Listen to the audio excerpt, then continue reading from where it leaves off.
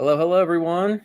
We're live, YouTube live. All right, man, looks like we already got a bunch of comments rolling in. Hello, everyone. I'm David Young. This is Dominic Wilkerson. What's going on, everybody? If you're here tonight, that means you're interested in real estate photography or video or 3D tour or something like that. As always, throw where you're from in the chat. I like to know because I like to dream of places that are cooler and not as hot as Florida, where I am. The one time I flew out to Washington State actually to film with Dominic for a different course, for a business course. It was like the most beautiful place. So I was like, oh, this is lovely. Still is beautiful. So, I'm gonna know where you're at. 79 today. Oh, dude, I think it was easily 100 here. Let's see. All right, Seattle, Washington, sweet. Got some Arizona. Yes, this will be recorded and available, so don't sweat. Jacksonville, Florida. All right, fellow Heat folks. Maine, beautiful. Colorado, nice. Another Maine, Mexico, Arizona. I'm trying to move to Maine. Maine sounds nice. I get to eat lobster all the time. Yes. For like $30. Yes. I got a lobster roll there. I didn't look at the price. Oh, no. And I was like, dear Lord. North Carolina. Yes, it'll be recorded. It'll go out tomorrow. So if you have to take off early, don't sweat it too much. Wow, I got a lot. Sweet. All right, I can't get to them all, but thank you for throwing them in here. Miami, Florida. I was just down in Miami. Awesome. Bossier City. So while we're letting folks get in the room, let me give you a little layout of how this evening will go. So obviously Dominic is here to bestow upon us a lot of wisdom in the real estate world. And we're going to introduce him. He's going to give 3 main lessons that he has learned as he's built a very successful real estate photo, video, 3D tours. So I don't have to say that every time. We're just going to call it real estate media business. And in that, you guys can ask questions. I can bring them on screen like I've been doing here, like this. We can answer your questions. I'm also going to tell you about, I'll do this at the beginning. I'm going to tell you about a little contest we're doing, which I'm excited about, where hopefully you can learn a little bit and get some feedback on your own real estate photography video endeavors. So I am going to send out a link later this evening, not now. After this training is over, I'll probably send it out in the replay of the training, where if you submit any real estate photo that you have taken, you can just take a practice one inside. It can be drone, interior cam, exterior. Submit a photo that you like, that you think is good, that you could want feedback on. If you submit a photo, we will be picking 10 photos, just kind of at random. We might look through them, see which ones we can give good feedback on. And on Friday, this upcoming Friday, 8 p.m. Eastern, same time as like right now, Dominic's going to go through and he's going to give feedback. We're going to pull the pictures up on here. He's going to say, here's what this person did good. Here's what could be improved. Here's what I would do if I got this shot. So help you kind of see what Dominic is looking at through his eyes. And on that call, we're going to give away a DJI Mini 3 Pro, their new drone that everybody's loving. So we'll give one away. But the kicker is you have to be present on the call to win the drone. So I'm going to have our marketing manager, Audrey, pull like 20 names at random from the list. And I'm going to start at the top. And I'll be like, all right, is so-and-so here? And I'm going to call your, probably say like first name, last initial, and then you just email us from the, or I'll say your name. You email us from the email that you use to submit your photo. That way we know somebody's not out there making up, if I say, John Smith won it, somebody's not going to make up a quick John Smith account and try to steal your drone, So we'll give that drone away on that live call on Friday. So that's the competition. I think that's going to be pretty fun. So that's that announcement. We're going to get into the training. At the very end, I'm going to email out this recording. So don't worry about like having to jot down tons of notes.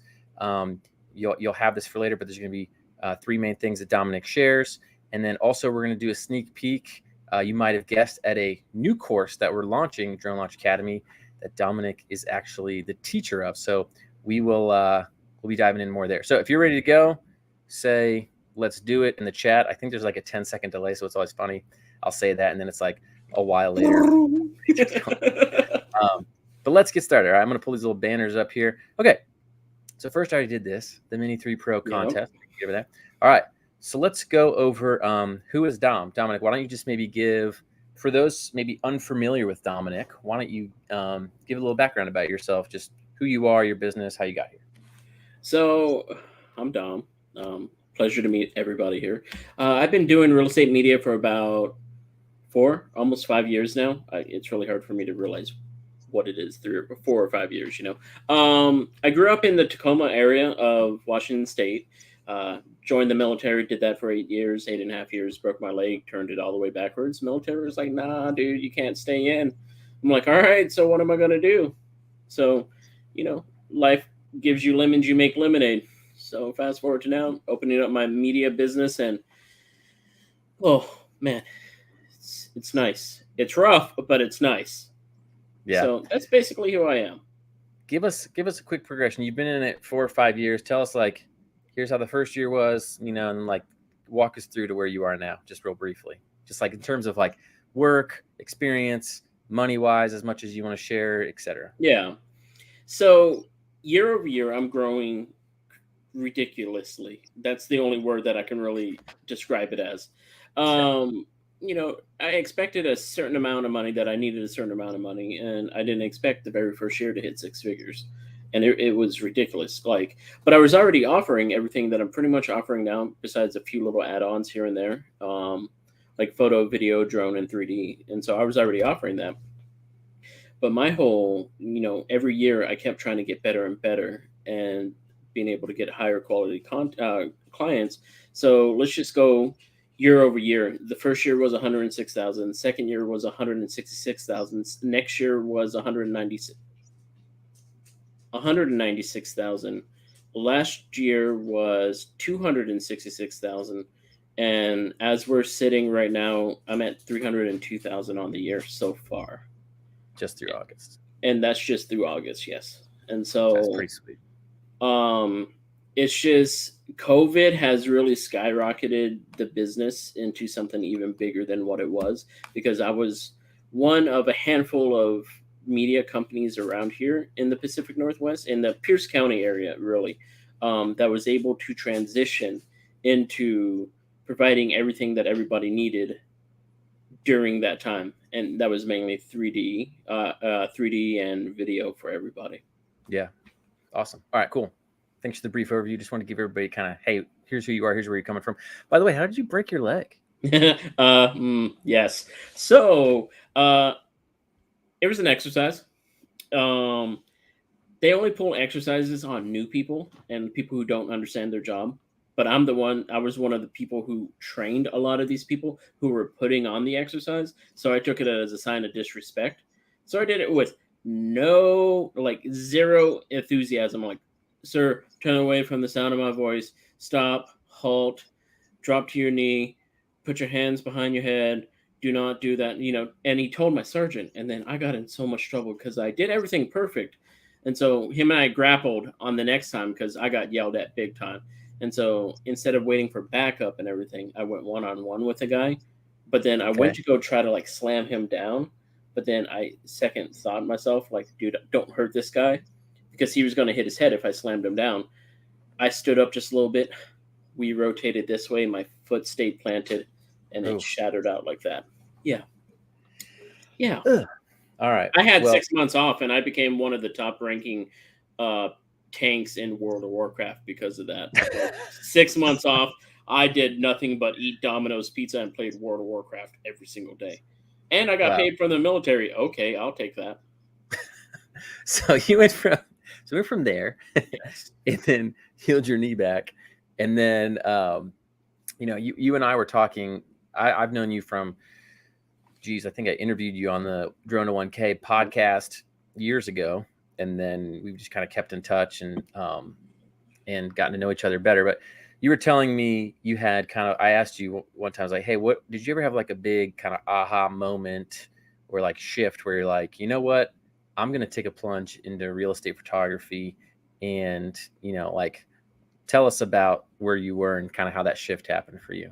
So with the military and everything, I got really big into the car scene. And so that's how I became a photographer. I had a little Nikon Coolpix, and I wanted some cool pictures, but I was literally shooting everything, just pressing the button. And so I got a little bit better, got my first DSLR, and I was like, all right, cool, I can make some kind of career of this. Car scene wasn't paying for it. I break my leg. I get forced out of the military. I got medically discharged. So then I went to go try to. Everybody knows that real estate photography makes money, but everybody tells you that it's boring. And I'm like, all right, let me shy away from that. I didn't want to do weddings because I really hate bridezillas, or just, it's more of I hate the way people think of themselves. I can have a wonderful image, but if they aren't feeling it, then they ain't feeling it. Mm. But then I went on to try to do college, and it was during the 2016 election, and it was journalism. I was going to do photojournalism. I was winning awards in college and everything. That was great. But I learned that there was no media that was unbiased. And so I got really disheartened by it. So I went back to my passion of automotives, and I worked at a car detail shop. There's some promises made that I was supposed to make a certain amount of money if I was going to bring in new clients, because I was doing sales and marketing. So the marketing part was taking photos of the cars that they detailed, and then the sales part was selling to a used car manager. Let me tell you, that is ridiculous. That is so hard to do, because they will try to swindle you on everything, and you just got to stick to your guns, which has helped me so much into this career field too. So I was bored one day. I was like, you know what, dude, just go try to be a real estate photographer. So I started looking up different ways to do it, and then one day, I guess the algorithm or something happened to where it popped up on my Facebook whenever they were pushing the Facebook jobs and everything like that. I ended up seeing an ad for a real estate photographer, and I applied. And this was for like a job with another, like a company, right? Yeah. And so I thought, maybe I was going to be hired hourly to do some stuff like that. But come to find out, it was a good 3-month process and everything like that. But it was multiple Zoom calls, some face-to-face training, some face-to-face, a lot of different things. But they wanted me to sign up as an independent contractor, as in I was running my own business. I was just contracted through them, which is normal in this industry. Like, you hire a new person, you hire them as a contractor instead of paying them hourly, because people can make a lot more money as an independent contractor than they could as an hourly employee. So for you, when you were going through the interview process, or you were thinking about becoming a real estate photographer, how were you like framing it in your mind as like, yes, I can do this? Like, how am I going to, like when you were doing the math as to how that would work, how you can survive with it? So my math was, I had disability coming in, which was a VA. I had school money coming in, which was another like $1,200. But then I needed a total of 10 photo shoots at $120 a month in order to survive based off of what I was doing already. Now, if you break it down like that, 10 shoots in 1 month, that's one like every 2 or 3 days, right? And so if I'm able to do that, I will still have enough money to where I will be able to survive. And I had a lot of bills. In fact, before I actually opened up this business, this media company, it was like 2 days before I was homeless. Like, I had to sell all my camera gear. I had to, they were about to evict me because the government shut down. And so I didn't get VA, and I didn't get disability or my school money. And so it just hit all at once, and got my car repoed. I was like, oh God, I can't keep working minimum wage. So it was a lot easier for me to be like, look, you need 120, you need 10 shoots at $120. Just do it. Put your mind towards it. Do whatever you can do. And I tried to be like the next Casey Neistat. Okay. I tried to be Mr. Vlogger, but here in the Pacific Northwest. Didn't really work out, but I learned how to grow my channel, which allowed me to target my audience, which is my new potential clients. Yeah. So it was a whirlwind, but I did it, and I am happy I'm here now. I didn't realize that about the brink of homelessness. Oh, dude, it was bad before. Oh yeah, I was eating rice. It was like for food, because I get a lot of migraines, and that's part of the whole disability from the military and everything. Potentially burn pits, I don't know. Started after Iraq. Besides the point. I couldn't really hold a 9 to 5 job. Mm. And now I hold a 16-hour job. I don't know. Like, Yeah. but most of the time I'm sitting down drinking coffee, so I'm fine. Well, I was gonna say, I remember when we were talking before, you mentioned that like when you were doing the math to like, should I leave this job where I'm Hmm. kind of getting promises not kept anyways, Yeah. what was my number? And that was kind of like your first lesson into that world, which is like, know your number. If you have a goal, let's say either to do it part-time, full-time, whatever it is that you set for your goal, like you said, all right, here's my number. I know if I can do at least this, I'll be good. And it gave you something kind of concrete to shoot for. So that was like your step one into getting into that world, which I Yeah. thought was a really good lesson. The biggest thing is you could be a good photographer, but if you're a horrible business person, like if you don't have control of your finances, I know of some people who make close to $1 million and probably be homeless if the market stops. But it's all like you got to know your budget. You got to know what you're comfortable with, and I think you have to be prepared because in the summertime, spring and summertime, Hmm. it's amazing. But in the wintertime, Slows you're down where thinking you are. vacation, yeah, and Yeah. so, but not Yeah. down there, not where you're at. It's probably go year round. Yeah. I guess it just depends. Yeah. Um, so you let's go to the next. So you got knew your number, you joined that Mhm. team, and then how did it go for you from there? Obviously, you were successful because you went over your numbers first, but like, what did you do to build your business from there? I mean, I know they were giving you some clients at the beginning, right? They were correct. And you kind of ended up getting a territory with them. But where did you go from there? Kind of like you and I have talked about some of your other lessons that you've learned. So like from there, what did you find were some key things to building your business? My biggest thing was become like people say it's oversaturated sometimes in the market. So how do I separate myself from that? And my thing is being just a friendly person, being an actual person, and not being salesy. So Hmm. how do you get your work in front of people and everything like that without emailing them, cold emailing? I am really against it. I know some people start their business with it and everything, but mine was growing on Instagram, and that's growing my Instagram account with targeted hashtags and interacting, like authentically interacting with people and agents and everything, um, allowed me to grow. So within the first year, 50% of the clients were coming from them, 50% of the clients were coming from Instagram. Nowadays, it's either referrals or all Instagram. Like, so while I was working out with that company, I started not seeing a benefit of me paying them 30% of my income. I could have used that 30% of the income to hire someone else Hmm. in order to run my 3D for me so that I can provide more of a timely turnaround, availability, and everything for my clients and to keep up the quality and everything like that. Hmm. So that's pretty much how it happened. I outgrew them pretty much. At the end of 2020, I left them to start up my own media company. It Hmm. wasn't photography anymore. I couldn't just say Dom photography. The only problem with that, everybody's going to hire me just based off of I'm a photographer. But if I'm a media company, then they're going to hire me for the media that I provide, which is Right. photo, video, drone, and 3D. And so, Right. and ever since then, that's it. I have a team of 4 people, including myself, and we're growing. Yeah, that's And awesome. next year is going to be ridiculous. And it's funny, I actually knew you in 2020 because I flew Hmm. out to Tacoma, Washington in 2020, like late 2020. And I remember we were filming for a different course, the Drone to 1K course. And you were like, Dave, I think I'm going to split off from, I remember that conversation. I'm going to split off from these people. I don't think they're doing me any good Hmm. anymore. You're like, I'm Hmm. going to go do my own thing. I'm like, yeah, that sounds good.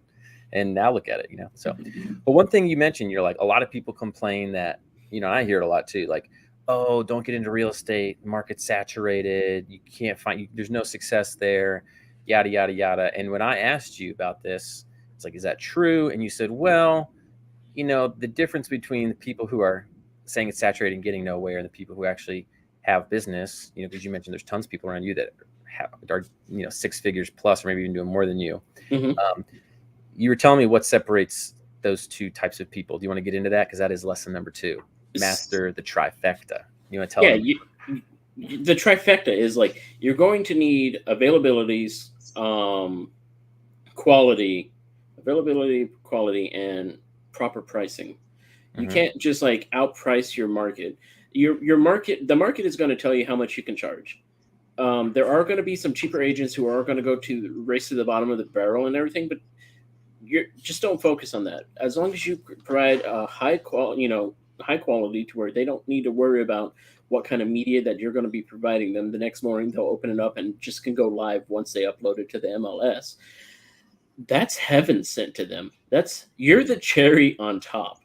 And so if you can provide the quality in the media with what do you call that, good quality photos, high quality drone photos, cinematic videos, and your 3D looks perfect. It's not like you can really do much on 3D, but I can get into that another time. But There's probably ways you can screw it up for sure. yeah, there's definitely ways you can screw it up, like being in it. like why is there a person on my toilet? Anyways, but Dom's in the bathroom during the 3D it's Matterport. It has happened before. Luckily, they can blur faces. Okay, it was like just this little part, and it's me sitting on the toilet, and it was horrible. But lesson number 3: get off the toilet. Get off the toilet. I thought it was a great place to hide. I thought I was out of the mirror, but I wasn't. You were using the toilet. You were just hiding. I was hiding. Yeah. Okay. All right. That makes it a little bit better.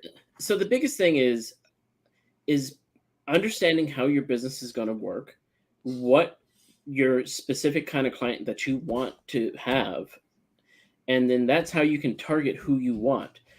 Other people who's like, oh, real estate photography, it makes money. Let me go out and do this without putting in any work, without learning your trade, without understanding what your agents are going to be doing with your marketing, with that marketing material. And just overall, that's what a lot of the race to the bottom, a lot of the people who are in real estate agents inboxes all the time, asking, begging. Literally, there's some people begging for work, and I feel bad for them. And sometimes I can toss them a lead or something like that. But you're able to have all the work you have because of what you were saying. You built trust, right, with a lot of the, not being super salesy, and then you have that nice mix of price, quality, and kind of availability, fast turnaround, whatever. So anyways, I think that's a powerful lesson to learn. That's going to like separate you from everyone else. And I think you said too, it's like it took you a little while to get to the quality you wanted to, right? You were just saying like you were continuously learning, working on it to get better and better, right? I was looking at some of my original videos, and I almost want to refund every single person who I did the original videos for. The photos have stayed the same for the simple fact that, I built myself an editing team and everything like that, and they've been working with me since almost day one. And so that has stayed decently consistent. But as for the video, there's just stuff in there that, like, joining different groups or whatnot and just getting your stuff, like, destroyed on there. They're like, oh wow, I think this photo is quite good, and then everybody over here is like, no, this is horrible, what were you even thinking? And so if you're able to look past a lot of that BS that a lot of people are telling you and see what they're exactly trying to tell you, it will allow you to, one, fix it, and two, grow from there. And so just continual education will help skyrocket you so much more. And that's how my video became even better, because now I knock out 5 to 10 videos a week. So it's all like, I started out as basically a photographer, and then becoming that media person. Yeah, they can hire me for reels. They can hire me for cinematic videos. They can hire me for agent on camera kind of videos and stuff like that. Yeah. And I think that's the perfect next intro to the next lesson, right, that we were talking about. So when I was asking you, I was like, all right, well, because I was talking with you, and I was trying to throw everything at you that I always hear all the time when we were talking about doing this, because I know you're successful at it. I'm like, well, how are you so successful, right? So I'm like, well, what about the market being saturated? And you told me all this stuff, and I'm like, well, what about everybody saying real estate agents are cheap, or they're hard to work with, or a lot of people complain that, well, real estate agents don't need my photographs because real estate's so hot right now, the houses sell themselves and all that. So you told me something that I thought was really interesting. You said, the media is really to sell the agent, not to sell the house. So do you want to talk about that for a little bit? That is it. The media is to sell the agent. Let's just say we are the cherry on top. The media is a culmination of everything that has come to perfection. Think like a cherry on top of a cake. We're the last little bit before they go live. They have to get the deal under contract. They have to get landscapers out there. They got to get cleaners. They got to get everything business there, and we're just there to make it all look great. Now, see, how I was going with that is, hold up, brain fart. Well, you're just saying like you are there to make the agent. Yes, that's it. So the agent, you're not selling the pictures. Yes, we'll get more eyes on that listing to where more people may want to go look at it, but people aren't looking because of pretty pictures. They're looking for a certain 3-bedroom, 2-bath at a certain price range. They probably couldn't care much more if it looks crappy. It's actually the opposite. If you try to make a house look way too big and it's a 1,200 square foot house, but it looks like a mansion because you're using too wide of a lens, that has an opposite effect. People really hate that. But like they'll come to the house and they'll be like, "Oh, this thing's tiny compared to what I thought." Correct. But see, now if you look at it like, why we're not selling the house, we're selling the agent. Why would a person who's selling $1 million house want to hire an agent who will say, yeah, we're going to do a photo shoot with our cell phone and just put it up on the MLS? It will sell. Or would you, and you're paying the same 3% to the, agent as you would to a person who's providing staging, cleaning, landscaping, photo, video, drone, 3D to showcase that house. It's, that cheaper agent. Not like the price to the seller goes up. Yeah. So that cheaper agent may take a hit to, instead of 3%, they'll offer a 2.5% discount in order to buy the listing, telling the agent the price that they want to sell the house for, whenever the market doesn't even mean it. But that's basically it. You'll get some agents who try to talk to you and try to, I don't want to say swindle, but try to talk you down on price. And some people will be willing to say, hey, I really want this job. I really want this. Let me, my normal price is $175. If you say you'll hire me for $125, let's do it. They'll keep doing that. That is the race to the bottom. And so you don't want that. Like, cheap agents aren't my client. Agents who don't understand how to use my media or what we provide for themselves isn't necessarily the person who I'm going after. Now, let me rotate off of that and say that I'm not going to work with them. I'm going to teach them. I'm going to build a rapport with them. Be like, hey, let me show you how to use this media. Let me show you what the 3D is good for. And this goes back to knowing your trade. If you don't understand what that 3D is or why you would want to use a drone footage, because you know where you are on a map, like here in Washington State, if we go up 400 feet, we can see 2 or 3 volcanoes: Mount Rainier, Mount Adams, Mount St. Helens, which is a half a volcano. We're not going to talk about that. That's sensitive subjects. Okay. But we'll see 2 or 3 mountain ranges, potentially wherever you are. You could see Canada or maybe even Oregon, but no one wants to see Oregon. Besides the point. But it's all like, but at the same time, if you know where you are and your agent wants drone footage, you can know the neighborhood and be like, hey, listen, I don't think we should do drone footage because 1, it's going to show that new construction back there, or 2, it's going to show that rundown trailer with like 20 different cars back there. You may want one of those Chevy Cavaliers that are back there, but I don't think you want your, potential new buyer to come here and want to live next to that guy. Right. And so I think I'm sorry. One last thing. No. Go ahead. I am a horrible salesperson. I talk people out of added services all the time, specifically new agents. Well, that probably helps build trust. It's like, oh, this guy's not trying to just like throw everything at me. He's actually wants to cater for what I am, like needing. Exactly. And one thing you were talking about, like if an agent doesn't necessarily know how to use your media, you're happy to kind of sit down and teach them. I think, again, that's how you increase your quality, of the product, but of you as a service to them. You know what I mean? It's more than just, I'm taking pictures, hey, let me help you learn how to help you market yourself, use this to get more people to know about you, show off what you can do. Right. That way they can see that value in your media and then value in you, Yeah. because you're a subject matter expert for the media. Sometimes I'll get agents and be like, hey, just do your thing. You know what you're doing. Or I'm going to leave it up to you. Or, Mm-hmm. hey, here's the key. Go inside, do what you think is needed. Yep.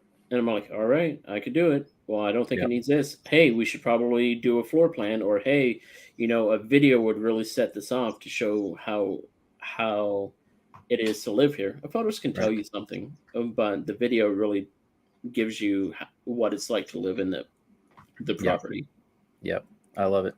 So I'm going to ask you questions about, because we promised we'd ask about pricing, how you think about pricing, and what you've touched on some.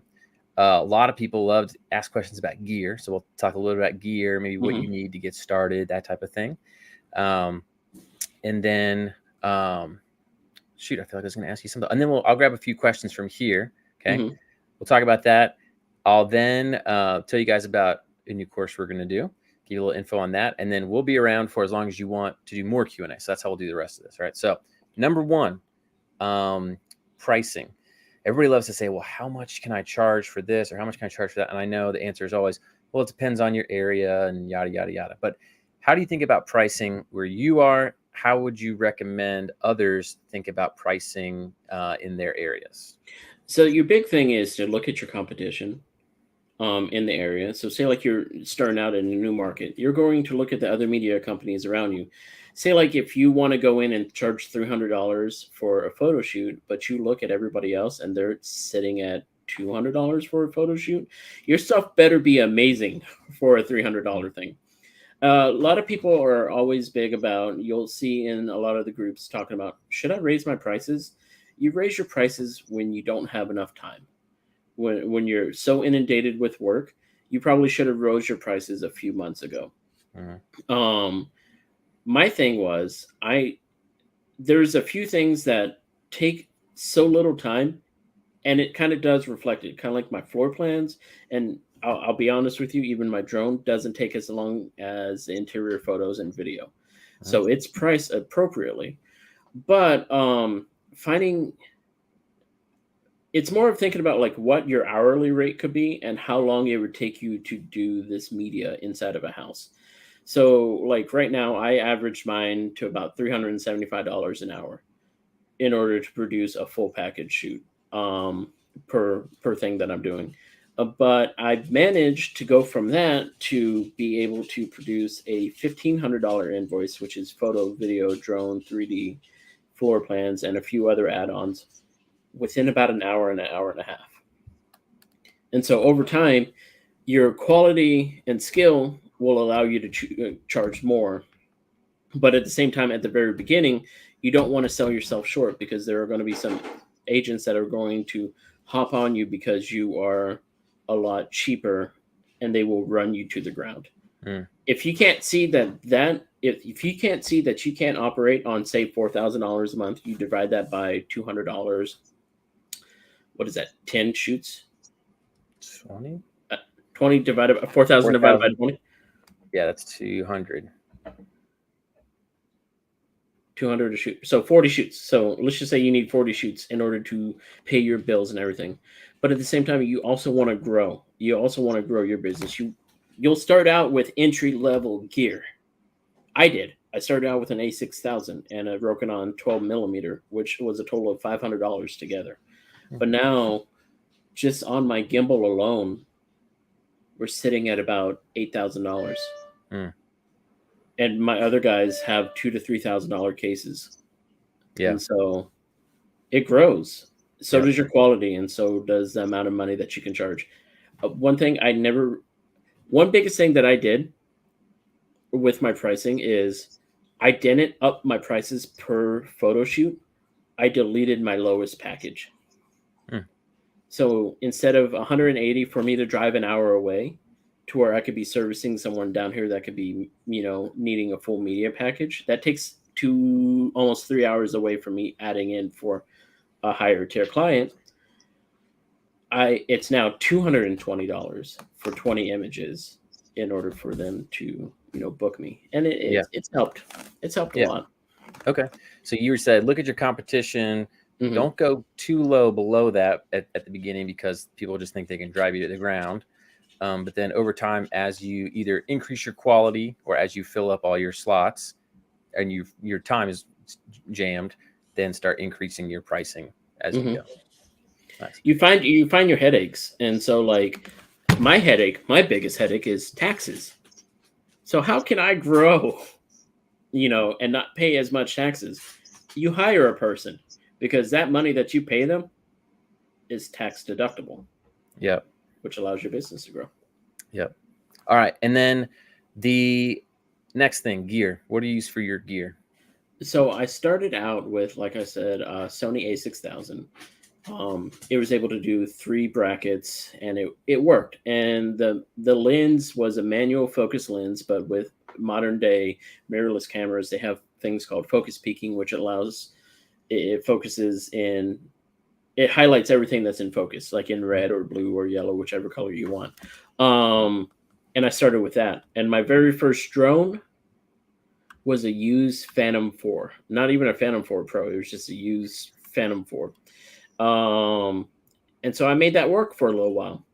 And it did. And then finally, I saved up enough of money to where I was able to go to a full frame mirrorless camera, because it handles low light a little bit better, does video a little bit more also. I needed a hybrid camera, something that isn't just for photos. And most cameras nowadays do video okay. But then now I'm rocking an A7S III, which is a 12 megapixel camera. People are like, wait, 12 megapixels? That's not enough for pictures. I'm like, oh, but it is. And it could do 4K 60. So I still provide quality photos, but then so many people try to chase these megapixels, and they're like, let me get 60 megapixels for what? That rundown trailer that you're taking a photo of? No. Astrophotography? Yeah, sure. But no. But I now have my main drone. I have a Mavic 3, but my main drone right now is an Air 2S. It is so simple. It provides a high enough quality. What is that? A 1-inch sensor on it. So both a 4K video, even in low light for sunsets and everything, does amazing. And it's so easy to use. The Mavic 3 just feels like it's still in beta mode, but that's besides the point. I'm running gimbals. I got multiple tripods. I have a Matterport Pro 2 camera, which is, expensive, but I charge. For somebody who's just starting out, let's say, what would you say is kind of a like beginner setup that would be more affordable for them? So that's whenever you're going to have to look at the Mavic 3 or Mavic Mini 3. Amazing drone. One of my shooters, I bought one for her the other day. I'm envious because it does vertical shooting for it, so she can do Instagram reels perfectly. But you could probably start out with a crop sensor lens. You could probably go buy it used. Like I say, I point everybody to a Sony A6000. You could still get them new, and they're like $400 or $500.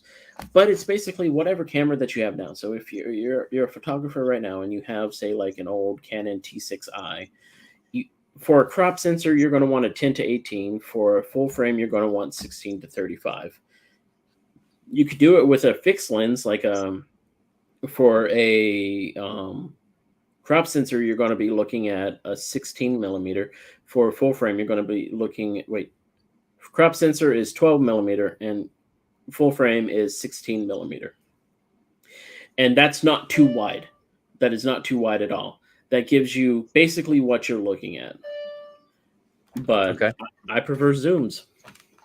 So I think so you got a $400 or $500 camera, and again, you might be able to find those used for less. And again, we have all these questions in here, and we'll go through all of them. I promise. I'm not just ignoring you all. I just want to get through our stuff so everybody can hear what Dominic's wisdom is, and then we'll go back. I'm going to comb through all these questions. We'll make sure they all get answered. So, what was the camera you said? Sony A6000. So, Yeah, correct. and then you mentioned the lenses. We'll have this on replay. So if you guys want to go back and write it down later, you can. And then for a drone, the Mavic 3 Pro was really nice, but there's like $700. But even you could probably use like a Mini 2, right? The Mavic 3? Sorry, the Mini 3 Pro. Okay, I was about to say 700. Where are you getting that? Let me get that discount. Mavic 3. Yeah. Mavic 3s are what, like $2,000 or something? No, it was like or more. $4,000. Well, it depends on if you get the Cine, which you probably have. Of course. But yeah, you can get a Mini 2 for like $400. Yeah. So, awesome. Okay, so that's the gear question, and then we're gonna get to more Q&A. But first, let me introduce a new course that we're gonna have with Dominic and walk you through what we're gonna do. So, this course is called. Let me see if I can do this. Ooh, look at that! That worked. We're calling it Real Estate Media Pro, right? And this is one of Dom's photos. He said he didn't like this photo, but I put it in there anyways because I like the Mount Rainier in the background.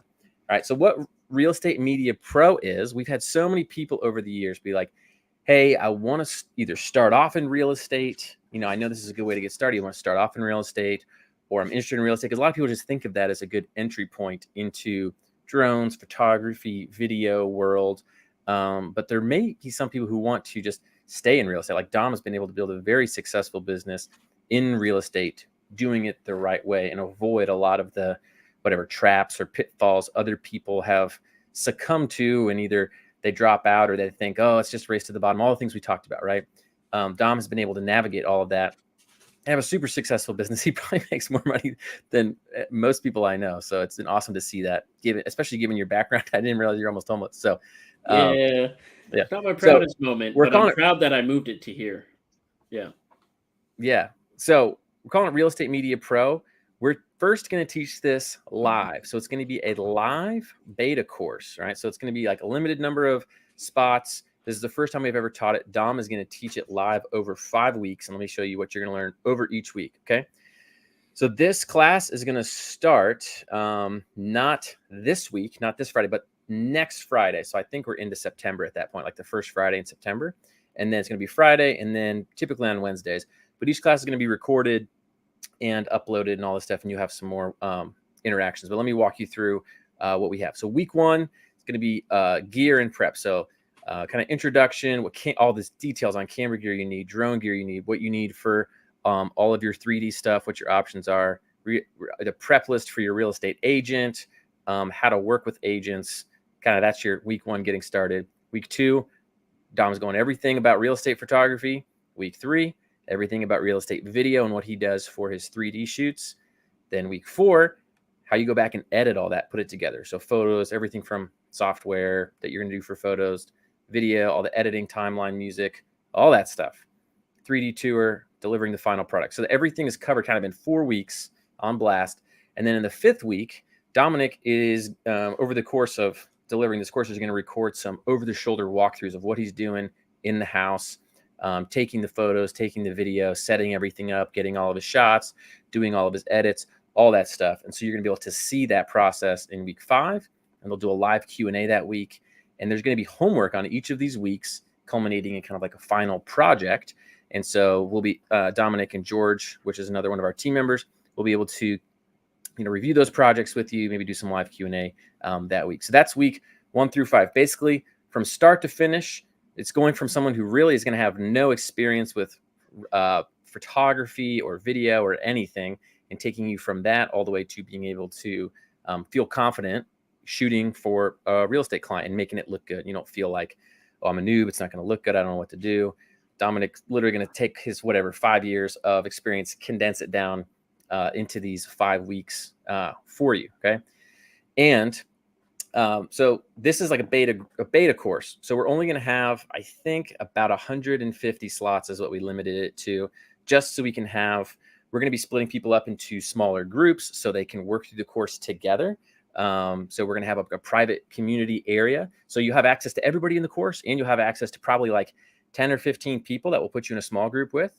And we'll try to put like a little team leader in there, and you'll go through this course week by week with everyone. So you can talk to them, share your work, if you can meet, if you want, things like that.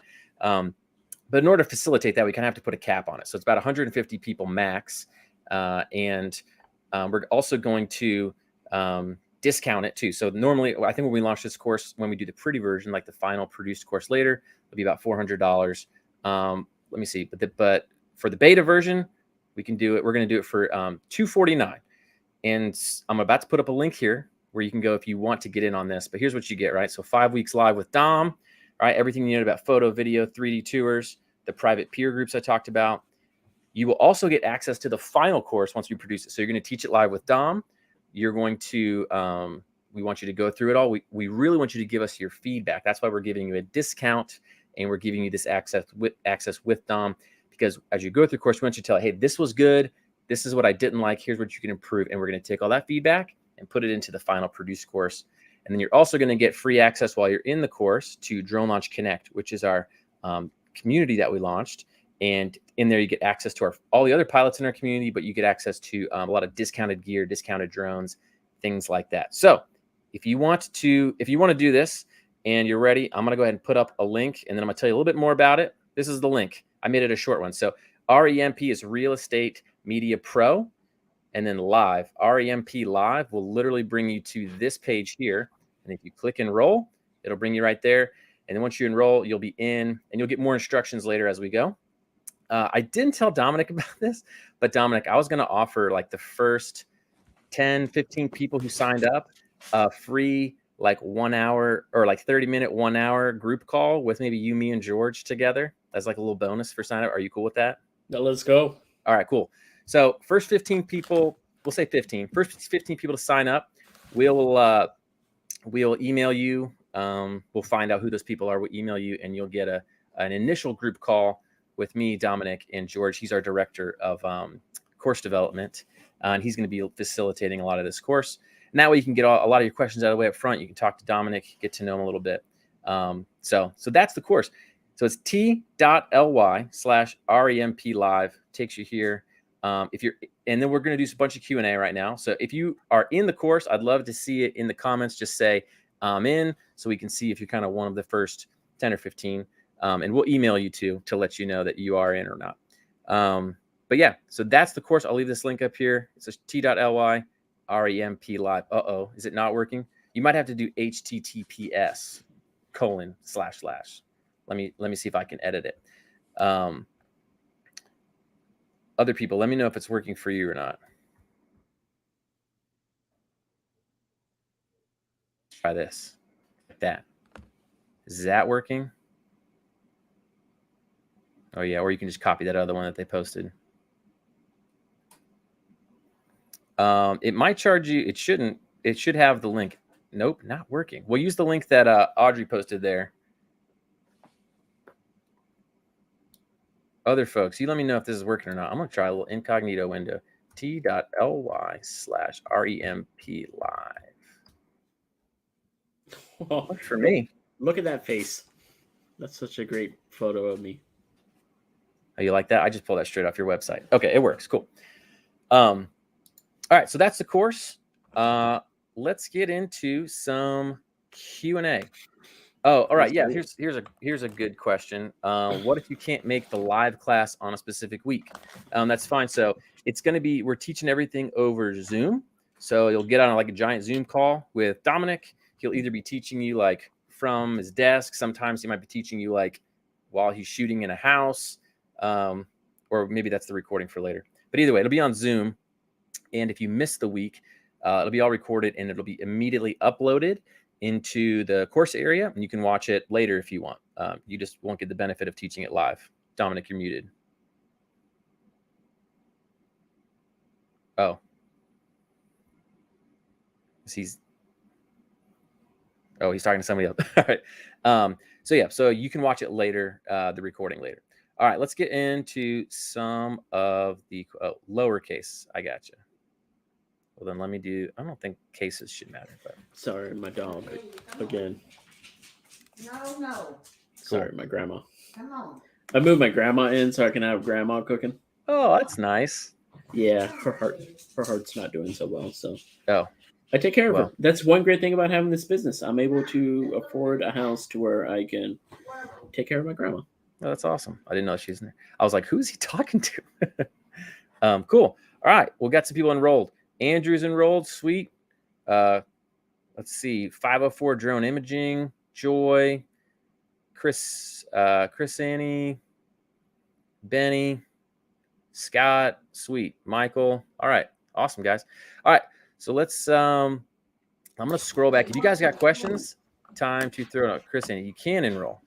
Listen, if you guys are having trouble with this, just email support@dronelaunchacademy.com. I'm pretty sure Andrew's on this call and he can get you helped out. Maybe we can all say hi to Dom's grandmother too. So my dog begs for food. So my grandma already ate dinner, and so now she's waiting for me to eat dinner so that she can get food. Oh, that's hilarious. Yes. All right, so I'm gonna scroll back closer to the top here, and I'm going to look for some questions. All right, if you got questions, throw them in. I'm gonna scroll through and see if we can start getting into some questions. I don't want to skip over what other people have asked. We talked about price. That's some good questions. We got a lot of people who we're talking about where they're from. All right, someone wanted to know, Michael Cook, do you have any background in photography before you started this business? I did. I mentioned before I was photographing a lot in the automotive industry. I was doing event coverages. I shot for Formula Drift, a few overseas websites like 7tune and everything like that. And so that helped me build my understanding behind photography. I transitioned it once I came back out of the military. Back home, I just wanted to reconnect more with nature. So I did a lot more landscaping kind of stuff. And so just dealing with a bunch of different things like that allowed me to understand how light worked a little bit better, which allowed me to go into a house. So sometimes, like this house that I'm in right now, it may look all nice and bright, but it's a pretty dark house. And I know it's very tricky to photograph, but yeah, so that's my background. Awesome. Someone else asks, is there a role for offering some free shoots or content just to get jobs and develop a reputation with good quality work? I can see one way. If you find a new agent that is brand new also, and you want to work with them and grow with them, offering them a shoot first to show them what they could have in the future to help build your portfolio and help them build their client base. Sure. I have a lot of brand new agents from 4 or 5 years ago who are in my top 10 right now because I spent my, little bit of time. I've never given a free shoot. Really? No, I've discounted shoots. I've gave maybe drone away, or I've I will say you also had the nice benefit of getting some clients off the bat where you could kind of develop a portfolio and already have paid work. It was a trick. Some people who are from total scratch. Yeah. And they'll offer free just to kind of at least get a portfolio and some trust in the door, But see, your trust is your portfolio. And so True. You can photograph your house. You can photograph your friend's house. You can photograph, offer your friends free photos. If they're listing a house, be like, hey, can I photograph this house? Maybe the agent will use it, but I would like to, use that. An Airbnb, if you're out in town, those are wonderful to shoot. Yep. That way you can build your portfolio that way. Yeah, you can. I'm not against it. I'm just pro knowing what you're worth and giving away something for free and to build you don't know if someone's going to use you again because you give it to them for free. You might expect that, but I have agents who I shoot hundreds of houses that I've shot hundreds of houses for just stop using me. I never know. They always come back, but they just stop using me. Interesting. Maybe they try somebody else cheaper and then realize it's not good, and then they come back to you. Yeah, because if there's a mistake, I own up to it. I try to be a good person and not to try to swindle anyone. And so that's my biggest thing. Nice. All right. What are your thoughts on an interior drone video rather than a 360 video tour or camera video? I wouldn't mind getting into FPV drones, especially when this new Mavic DJI comes out. The way my insurance is set up, no. I am not flying through a house, especially since I photograph a lot of $1 million plus houses now. Like that's just what that's what I've grown accustomed to. Like I post the quality of work that I want to focus on. So like if you look at my Instagram feed, it's nothing but multi-million dollar houses sometimes. But yeah, no, it's cool. Is it gimmicky? Kind of. I kind of find it gimmicky, but I can see how you can use it to get more eyes on for TikTok and Reels. Yep. Is it MLS quality stuff that you want? No, but it is something to get people talking. Nice. Another person thinks you're hilarious, makes them think of Zach Galifianakis, and said that they would read if you wrote a book of your story. That's not a question. I just really liked that comment, and I wanted to put it on screen. I actually am in a book. You're in a book? Yeah, so I thought the guy was interviewing me for the book, and it was about my time overseas and Okay. Iraq and everything. But yeah, come to find out, he just took the recording and put it onto Pages. I'm like, wow, there's a lot of my isms in there. That's cool. Yeah, I'll give you a copy, dude. Yeah, I'd like to see it. One thing I was going to show people that I forgot to mention that I was going to add in. So you were mentioning during the course during the presentation how you don't really like to be salesy, and that when you first got started you were in how you ended up branching off of your whatever the first folks that kind of gave you clients, how you started branching off and getting your own clients was through Instagram and things like that. And I remembered when we had filmed together, we filmed probably maybe like an hour's worth of content, maybe an hour to hour and a half worth of content just on how you sell and how you use Instagram and what to show on Instagram and hashtag strategies and all that good stuff. So one thing I was going to add, and again, I didn't tell you about this, but I'm telling you now, Dominic, to the course was I'm going to take all those videos that we filmed for the Drone to 1K course. I'm going to add them as a bonus in this live course. I'll share my screen with you all real quick so you can see this. There's a great thumbnail, by the way, on your face here.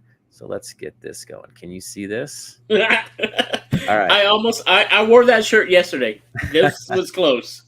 So guys, this is again 9 videos totaling about an hour and a half worth of content, where Dominic literally is going through his Instagram account, talking about what he shows on there, what he posts, how he uses hashtag, how he would reach out to a real estate agent, who he would target, all these different relationship building principles, how he did everything. So I'll include all these videos as a bonus in the live course as well, just as another little deal sweetener, if you will. So yeah. All right, more questions. I have a Mavic Air 2S. Can my drone do inside the real estate homes? Yes. Could you walk around with it? No. Oh, are we talking about walking around with it? Maybe. That's what I was thinking. It's not. I thought we were talking about flying it through. Some of my bigger homes, I have flown through the entryway, through the living room, and out the back door. I have done that. Very sketchy. I recommend putting on prop guards and everything like that. But could it work? Your cell phone will do better on the inside than your drone will. Okay. And yes, you can produce videos with your cell phone. All right. Another question. This one just says lighting. Let's maybe just talk about lighting inside of a home. What do you do? Just natural light? You use lights? What are your thoughts? I go in and I turn on all the lights in the house. And some people are like, don't do that. I'm like, yeah, but I'm not using strobe. I shoot brackets, which is 5 AEB, 5 auto exposure brackets. And then editing, we're able to put them together and make a nice, beautiful photo off of that. Okay. So turn the lights on. Do you go windows like blinds open? Yeah, correct. But at the same time, that could suck sometimes. Like if you're getting a bloom around your window, yeah, I could dive into that. I'm not going to dive into that, but yeah, it depends. Mostly, yes. Okay. All right. There's next, nuances. Gordon wants to know, what program do you use for your 3D stuff? So I use Matterport.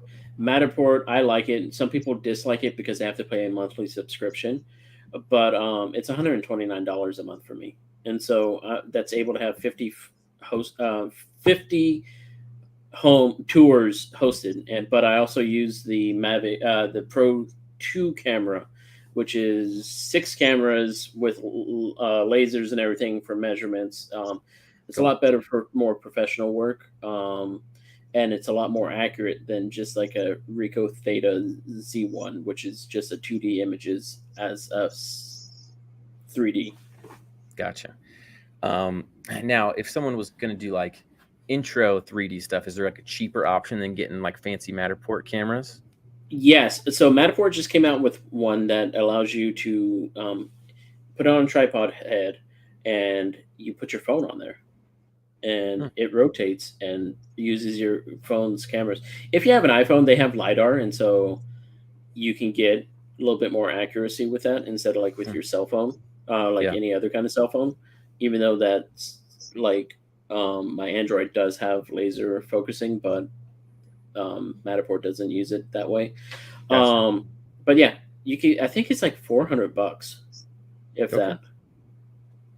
Okay, cool. All right, let's see.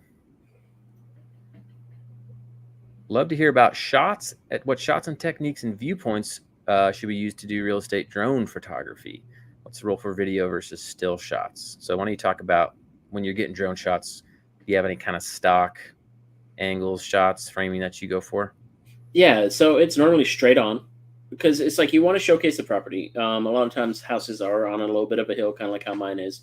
So just being able to aim up instead of from the ground aiming up at the house, you're straight on with the house. That showcases it nice. You go to the 45-degree angle so that you can showcase how wide or how long the house is.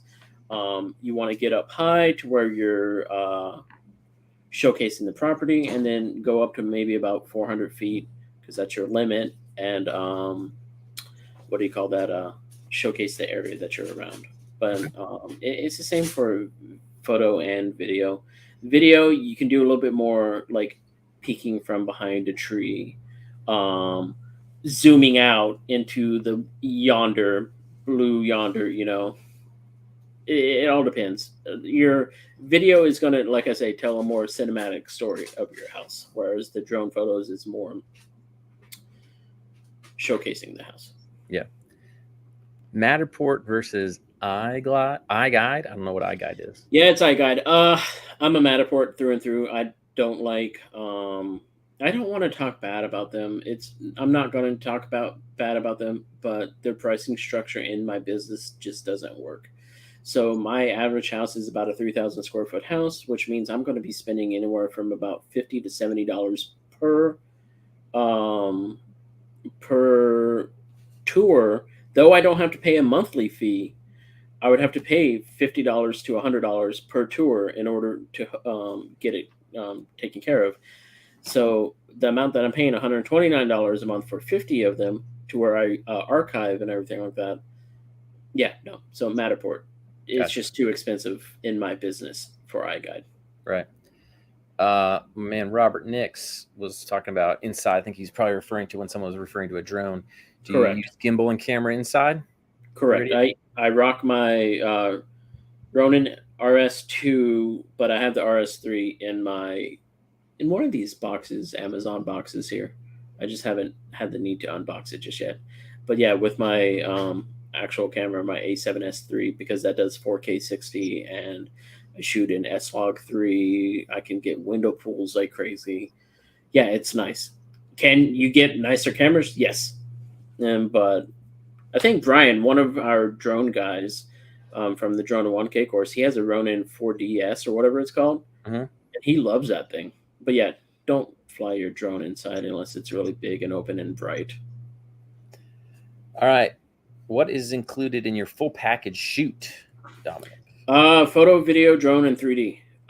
It used to add in Reels, but Reels kind of like left because Instagram changed their algorithm. So, but a lot of my cheaper agents tried to use the Reel because there was only $250 in place of a $350 video. But then Redfin doesn't allow vertical videos. So yeah, Okay. so that's basically it. It's like $1,500 for that. So $1,500 for your full package. Yep. Nice. Before that, do you use Facebook at all? Yeah, yes, but not to Business advertise or purposes. anything. I'm in the groups a lot, and like the real estate groups, just learning stuff. I don't really advertise on Facebook.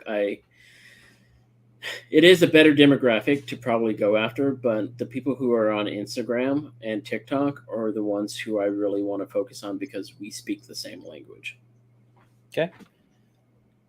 Someone has a question on flambient or HDR or a combination. You maybe want to talk about what that is for people who don't know, like me. So flambient is flash and ambient. They just came up with that word, and dear God, it's hilarious. Flambient.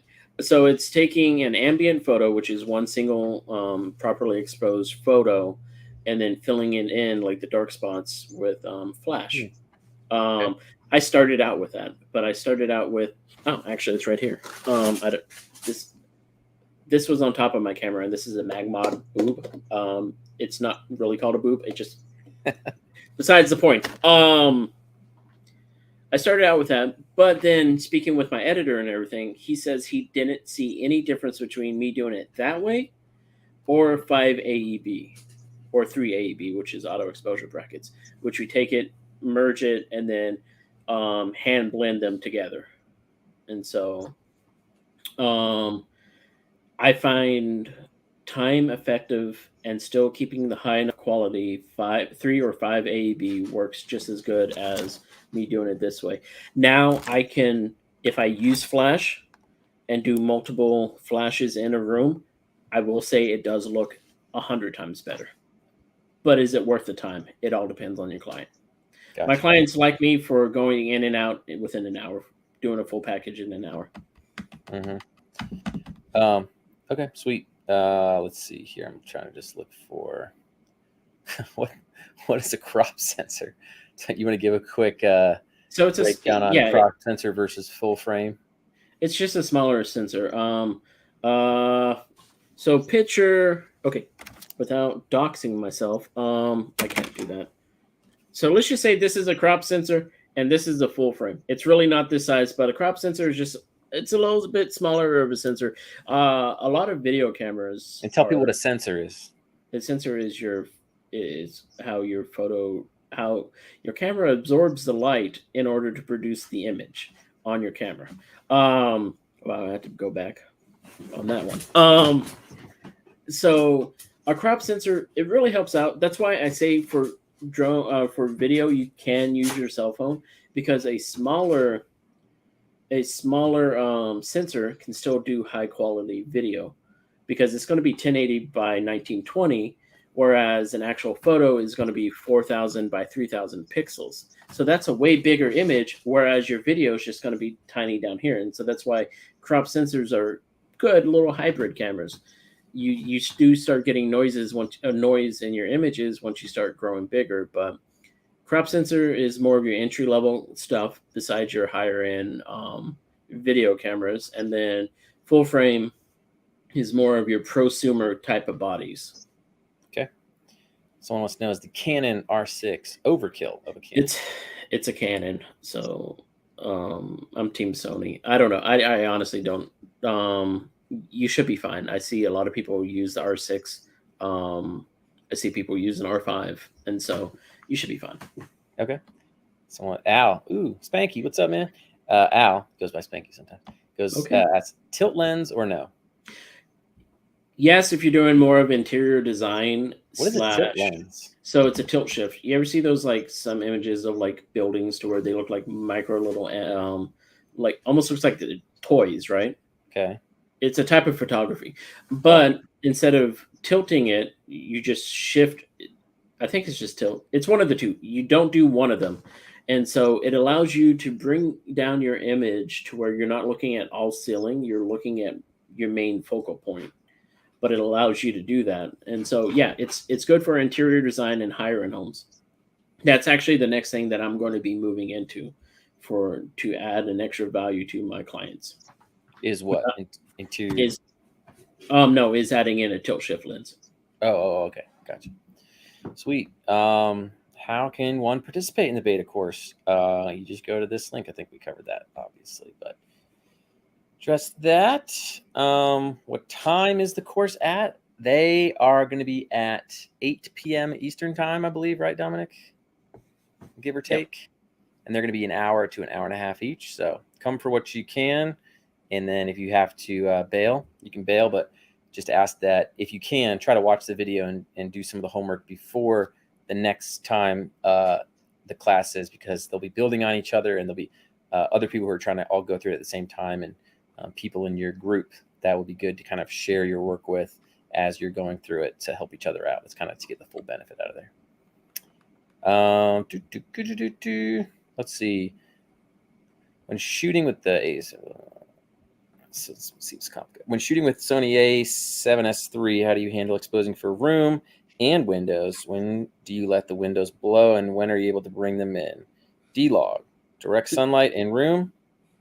So it's not for like the it's not D-log for they might be that setting, but I use S-log 3, which allows me to shoot 2 stops over exposure, which allows me to basically expose for the window, but still brings it in bright enough to where the inside of the room will be nice and neat.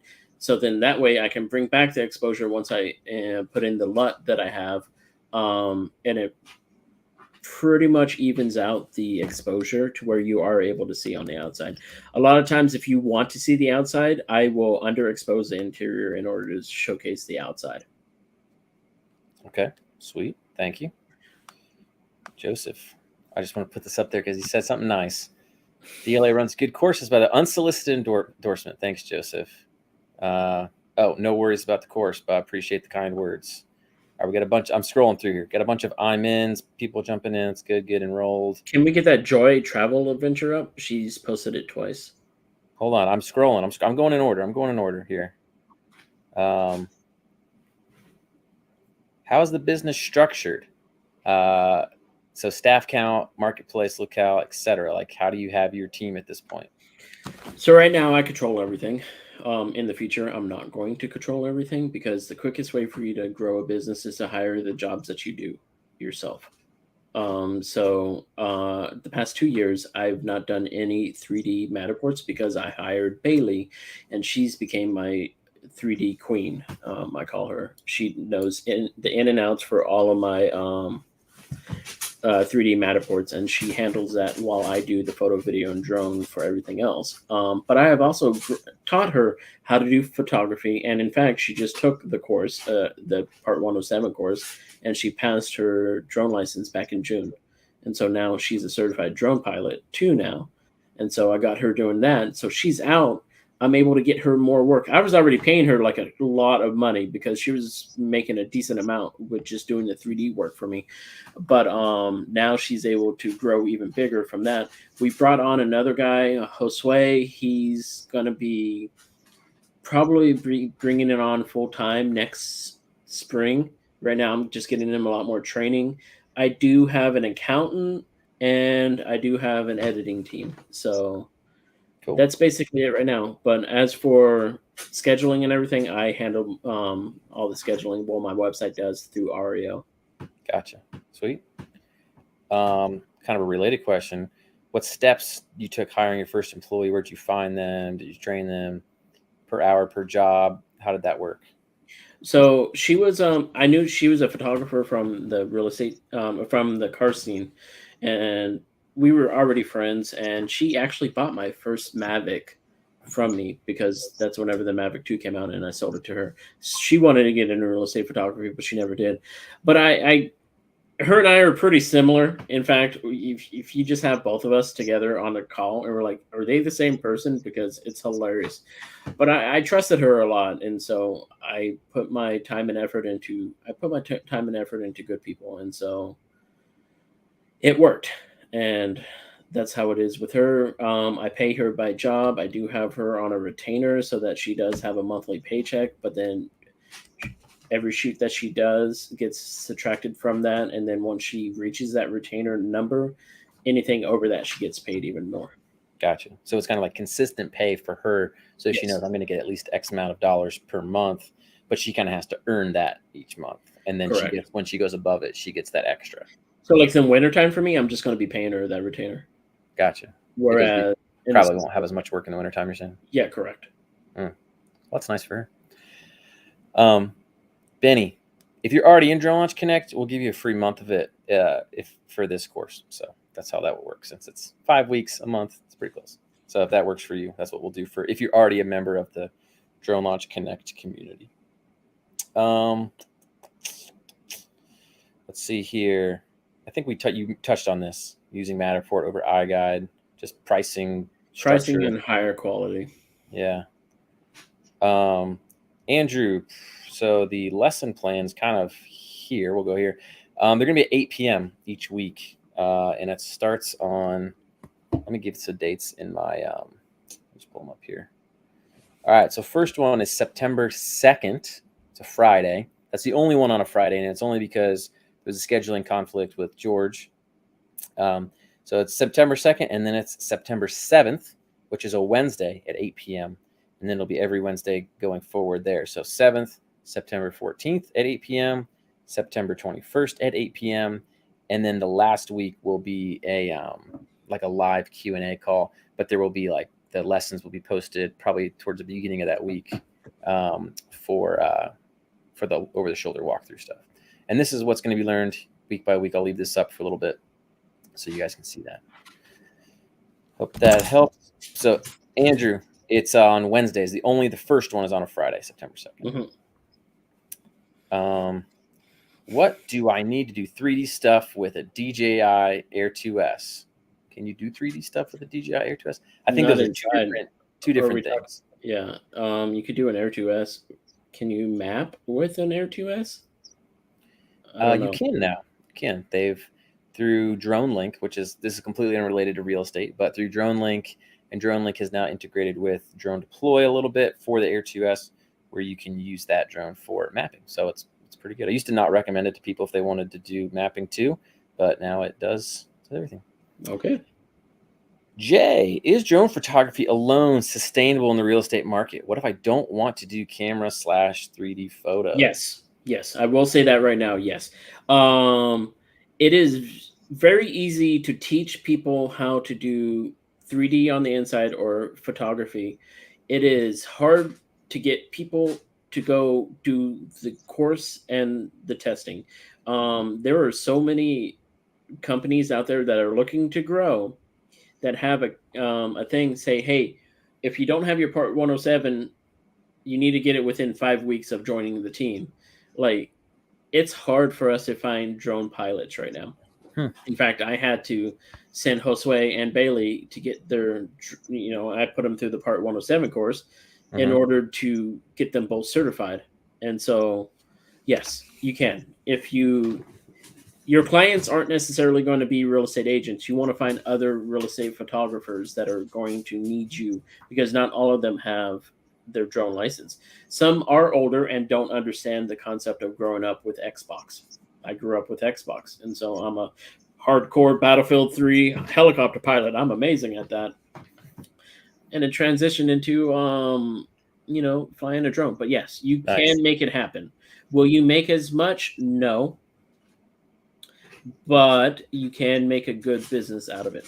Okay, cool. I believe we covered this, but 8 p.m. Eastern, September 2nd, and then all the Wednesdays following in September. Do you retouch your own retouching, or do you hire it out now? Do you do HDR or light with strips? We touched that a little bit on lighting. But so I started with straight out the gate doing. I outsource my media. I have this guy. He's basically on my team now. But I haven't. There hasn't been too many photos that I've actually delivered myself that I've edited myself. As for videos, I've edited all the way up to 6 months ago myself. I'm really good at editing videos. I can knock it out within 30 minutes to an hour if I actually focus.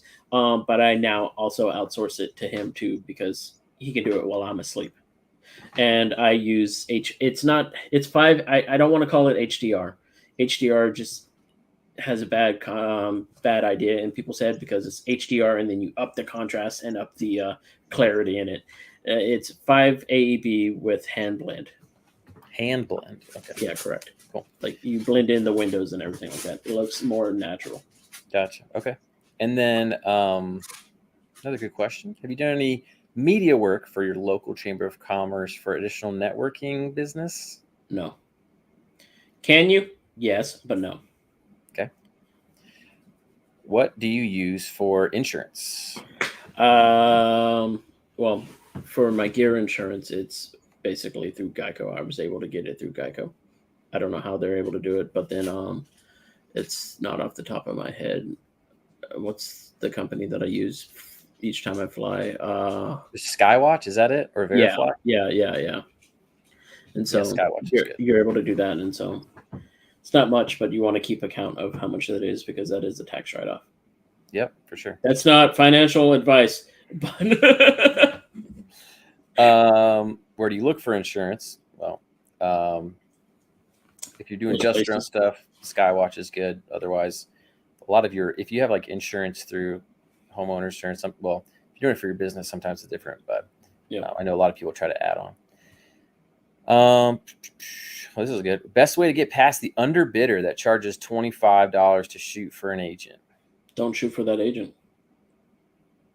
That's not your client. So, I mean, like in my general area, there's like 20,000 agents. There's only so many people out here that are doing media. That are any good. That are any. Well, some people even allow not so good people, but they always claim them as the best. That's a whole nother tangent. I'll get on at another time. They're the best. Are they though? Don't ever tell me I'm the best, because am I? Am I really though? Your client, the client that you want is someone who's going to really appreciate and use your media properly. And those are the people who are willing to pay for your work and understand the value that you add to their business. Mm-hmm. You're adding value to them. You're helping them separate themselves from the pack. So you separate yourself from the pack by making your agents separate from the pack. I like it. So don't worry about those people. There's 3 million real estate agents or something like that in the country. So your job is to find the ones that will pay for what you have. WC Drones in all caps says, what photo delivery system do you use? Do you outsource your editing? You talked about the outsourcing already, but maybe talk about Ario. So I use Ario. I am an ambassador with them. But it's a one-stop shop to where people are able to schedule their stuff. They are able to book me, which is through my website. But then every morning they get an email having their photo, video, their video, their 3D, their floor plans, and any other files that I want to send to them. It's locked behind a paywall to where they can review the photos and everything like that, but they have to pay the invoice before they actually are able to download it. That way you're not chasing around invoices, and it's so nice. And the biggest thing about why Team Ario over some other ones in the industry is their customer service is redonkulous. Like, you can message them on their website, but then next day, you're going to have someone, but normally within the next hour, you'll have an answer and everything like that. And they're active in all those social media accounts and everything like that. But Ario has really helped me with my business, because even my clients say that they say it looks nice, professional, and very easy to use. And I do not want to kink for my agents. I mean, yes. Sweet. Ario, how do you spell it? Aryeo. Aryeo. I don't know. Can I throw out the code to where give them 15 free listings if they wanted to try that?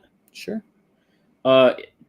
REPU, the letter U, 21. REPU 21. Yeah. That's Dom's code if you want to go. That's the code. You get 15 free listings. It's aryeo.com, aryeo.com, and you get 15 free listings to make sure it's good for you and your clients, because something could be good for you but not good for your clients, and you don't want that. So those 15 free listings, use it on 1 or 2 agents, make sure that it all works for them, and then Sweet. Someone wants to know, what's the best program for photo edit? I'm guessing that's I use the Adobe suite, so Photoshop and Lightroom. I mainly do everything in Photoshop every morning. Okay. Photoshop and Lightroom. Do you use Cubicasa? I don't even know what that is. I do, yeah. It's a very good add-on. It's a very good floor plan add-on. Okay. I charge $100 for those, and it cost me $30. So Sweet. All right. Do you have any large scale Matterport twins, like 20,000 square feet? no. Nope. Easy answer.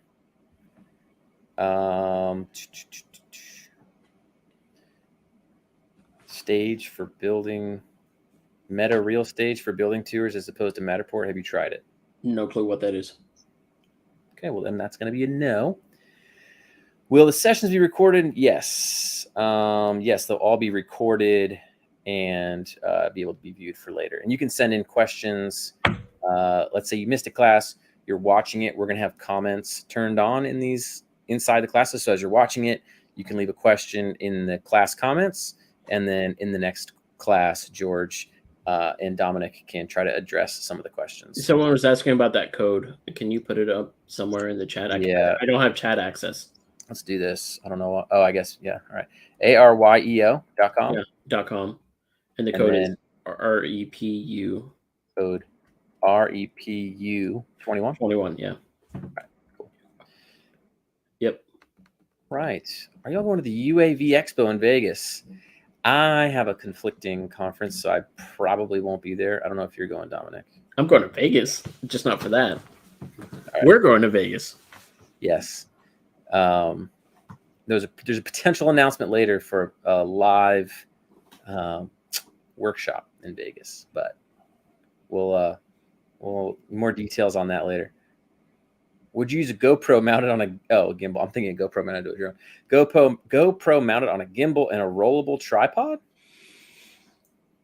That sounds like a lot of work. I mean, yeah, you could. Wait. Yo, look at chat. Oh. All right. Well, if we can hit up support. I got what is a window pool, and then I got Joy's question here. Okay. So we'll do what is a window pool. So it's basically you're able to have the inside exposed and the outside exposed. So a window pool will allow you to see what it's like. It's kind of like right now where you are inside this inside your house. So like you're looking out the window, you can still see inside the house, but you can also see it outside the window. So it's two separate little kind of like exposures for you. Cool. All right. Enjoy asked, looked at Gig Harbor video, and it appears that the video is a lot of quick cuts that are very smoothly edited together. Is that an accurate assessment? Do you incorporate photos with video? It all depends on the property. For a lot of like the reels and TikToks, yes, it is going to be a quick edit to the beat, little swooshes, speed ramps, and everything in order to keep those people's attentions. As for incorporating photos into videos, I tend not to. I don't like slideshows. Slideshow is it's an old technology, but a lot of your older agents still use it because they think that that's what a video walkthrough is. Because someone, I don't know, but for my bigger houses, more luxurious houses, no, I tend to have a slower cut. 3 to 5 second showing the whole house and everything like that. Okay. All righty. Oh, where were we at? Okay. Benny was asking HD Photo Hub, REO. You mentioned REO. Correct. Can you do no video? Yeah, you can. One Bradley, he built his business starting like 10 years ago. He shoots for a lot of builders now, and they just do photos. Yeah, now, but he started out with just photos, but now he owns a multi-million-dollar business that just started out with photos. Like I say, it's 20% being a photographer, 80% running a business, cool. 100% being a good person. I like that. All right. Do you ever use pre-programmed drone flight with something like Lychee, or do you always fly manually? Always fly manually. Each house is different. Yeah. Lychee is good for like if you're going to like progress photos of a construction site or something. You want to get the same Yep. exact angle and shot every time. But if you're just shooting the house one time, maybe not as useful. Someone's Nikon adding the Z6 was the best thing they ever did. I'm not sure. They are good. It's Nikon's mirrorless camera. Oh, gotcha. Cool. Is the Mavic Mini 2 good for 3D? I think we talked about this already. Those don't have anything to do with each other. So you can do a 3,000 square foot home in an hour with aerial pics, video, and 3D. Correct. The photos is probably going to take me about 20 minutes. The video is going to take me another 20 minutes. The drone's going to take me 15 minutes. And there's 5 to 10 minutes of BS in between there. The entire time while I'm doing that, Bailey is running the 3D on the inside of the house. And we intersect. Like if it's a 2-story, we'll somehow manage to make it to where I intersect like this. That way, at the very, I go up, she goes down. At the very end of it, we're both walking out to the car at the same time. Nice. I'm not lazy. I call it laziness. I need to think of something better than laziness, but I find well-oiled machine. Yes, I find the fastest way to produce the highest amount of quality to where I only have to do it once and I don't have to waste time. Love it. We'll teach you how to do the same thing. All right. We covered insurance. Can I do videos with an action camera like a GoPro? I think we talked about GoPro. I don't think You could, but there's limitations. Someone says use Premiere Pro. What do you use in post? How long do you spend to create a 2 or 3 minute video? 2 to 3 minute video is going to be 3 minutes. 30 minutes to an hour. Most of the time, you don't even need a 2 to 3 minute video. It's a 1 to 2 minute video is pretty much ideal. Unless you're doing Instagram and Reels, you'll want that under a minute. Okay.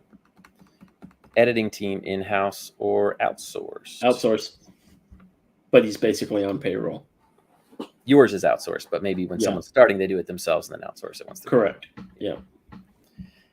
For someone just thinking about getting this, what kind of homework does the course consist of?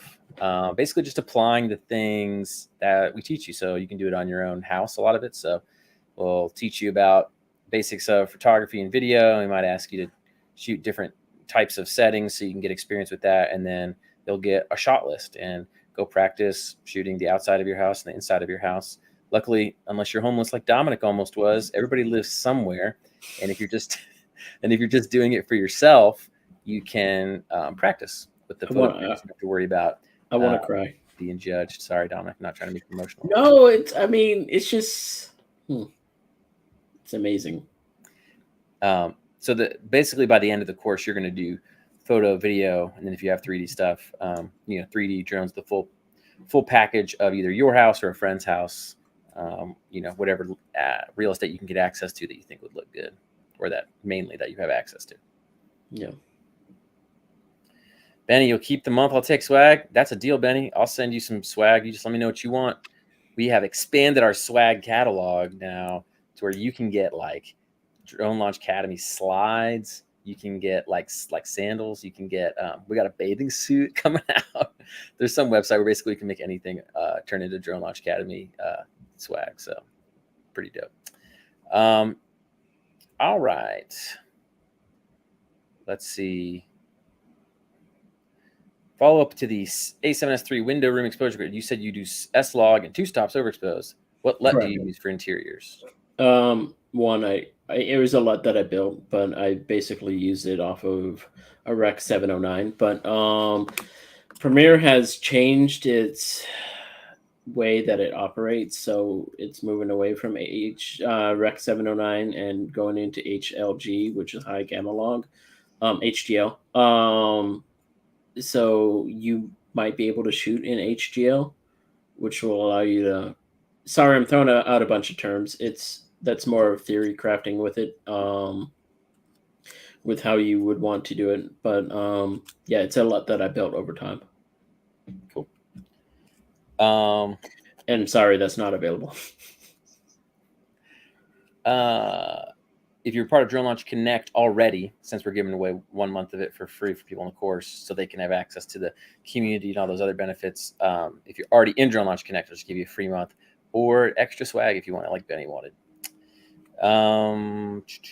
Insurance cost and where you hunt for. I think we talked about that already. How much do you know? Skywatch is like $10 to $15 per hour of flight time, and that's like $1 million or $2 million in liability insurance. Just don't run into a Lamborghini, and you should be fine. Yeah, which even if you did, should cover it. Do you have any recommendations for honing or improving your real estate photo video skills? I'm assuming, Simon, you mean besides the class that we're offering right now to you. My class. Yeah, perfect. You're here. You're already stepping ahead of the game right there. Do you think joining a real estate group doing media for salary is a good way to get started, then transition to full-time working for yourself? It could if you want experience, but at the same time, it's going to be hard to transition because now you're going to be worried about burning bridges. And the real estate industry is small, but at the same time, if you're burning the bridges with a bad person, everybody else will agree that could be a bad person. It really all depends. I've coached a few people on leaving, and they are so happy that they've left because a lot of them try to sign up, depending on your state. Like my state doesn't have a non-compete unless you make over $250,000. But whenever I signed up for my non-compete, I wasn't making $250,000 yet, so it was not enforceable. Nice. So it all depends on the contract that you do. You definitely, if they make you sign a contract, make sure if it's a work for hire or if it's just whatever, talk to a lawyer. Yep. Okay. I already talked about the GoPro stuff. They really want that. What's that? I said they really want that question. How do you handle paying team members, things like that? How do you keep them from stealing your clients or protect your business? I keep them happy. They get paid per job. They do not have to. I handle all the editing. I handle all the delivery. I handle all the client customer service, and I handle all the scheduling. I make sure that they have enough work to stay happy and consistent. If they want to leave, they can leave. Whenever I left that company, I told them they can have all their old clients back. I'm just going to take mine and go, the ones that I built myself. If someone is willing to leave me and that agent wants to go with them instead of me, so be it. They're more comfortable with working with that person instead of me either. I do not want a toxic work thing. They get paid pretty good money. I'm sorry, I heard my grandma talking to my dog again. They get paid pretty good, anywhere from $100 an hour to they can make about $325 an hour. Nice, that's great. But I do keep a small percentage, but a lot of it is to cover everything else too. Yeah, and it's your business, right? Finding the clients is a lot of work. Not exactly related to real estate, but what web builder did you use for your business website? So it's through not SoundCloud, Squarespace, but I hired a designer. She came up with my logo. She came up with my colors, my color palette and everything, and it is ideal. And it's great because in this industry, you can find these people who build websites. And I don't know if you guys are looking at my website. You can see the quality of work that she provides, and it's great. I can link her information at a later date. I have to talk to her first because she may be too slammed. But finding a proper, even a small business to make a more personal website for you is well worth it. It cost me like a few $1,000s, but yes. Nice. Okay. And, you can start cheaper than that too. But you can just do, there's probably 25K real estate agents here. Hey, it's good. Ripe for the picking. And Joy, we're answering everybody in order. There's happened to be a lot of dudes on this call. I can't help it. Oh, that's not actually a real question. I think this was about spelling Ario. Cool. All right. Let's see. Other questions. I think we talked about this. He must have asked this a couple times while I was still getting to it. Sweet. Let's see. What video mode for the Air 2S? Normal. Just normal. 4K 60, but normal. No log or anything like that. Okay. Because I found that log a lot of times blows out the blues and the skies. and in order to have proper exposure for your ground level stuff, or just a house and everything like that, normal works just fine. Okay, cool. Is ProRes overkill for drone videos? No, but that's if you want to push your quality. Okay. What are you looking at in camera to just shoot some videos? I don't know anything about cameras. Heard you talk about the D6000 earlier. Should you use a gimbal like the DJI RS3? So you can use the DJI RS3. The D6000 is not what I mentioned. There was an A6000. D6000 is really old. Don't use that. Please. I do not recommend that. Yes, an A6000 is a 24 megapixel crop sensor camera that does bracketing. And so that's good enough to get you in. Basically, when you look at a camera, you need to understand the type of photography that you're doing and what you want your camera to do. Each camera upgrade to that camera assists you even better each time. And A6000 can get the job done. My A7S3 does it better, faster, and higher quality. So, cool. But you're also paying a pretty penny. Yeah. Can you go through the course faster? Well, once you're in the full produced course, you can go through as fast as you want. Since Dominic is teaching this course live, it is going to be week by week. But let's say you just wanted to go through it real quickly. You could just wait until the whole thing was over if you wanted. Then you could just go through it as quickly as you want. But it'll be live, so kind of hard to speed up live. What's a good starter kit for 3D? I think you mentioned like an iPhone, like one of the newer iPhone models that has LiDAR on it. And then is it a Matterport software that uses the iPhone? Correct. And then either that or a Ricoh Theta 360. It can do it. You're going to run into issues like bright windows and stuff like that, which is going to make your images. You can start at an Insta360. Okay. That's your entry. Quality is not there, but you can start there. Okay, cool.